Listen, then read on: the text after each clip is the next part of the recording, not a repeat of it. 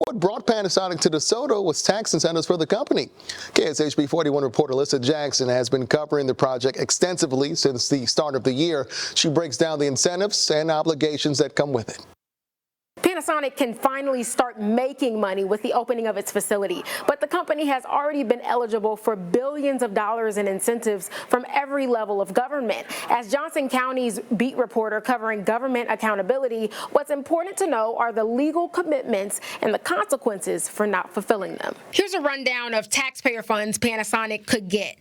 $800 million in state incentives, $229 million in local incentives, and $6.8 billion in federal incentives. Governor Laura Kelly sat down with me in February and mentioned there are strings attached. We very carefully crafted, our contract and negotiations with Panasonic. Panasonic has got to produce before any of that money goes out. Panasonic gets reimbursed after hiring and making capital investments. The state mandates 4,000 jobs. If it doesn't hit that mark, Panasonic has to pay back all or some of the incentives. The city of DeSoto's 20-year agreement requires investment in 2,500 jobs. The contract, though, doesn't come with as many clawbacks. What we're foregoing over the 20 years is roughly $40 million in property tax. At the end of the initial construction, we're going to have $248 million worth of infrastructure. DeSoto's agreement does not mention repaying any of the incentives if Panasonic falls short.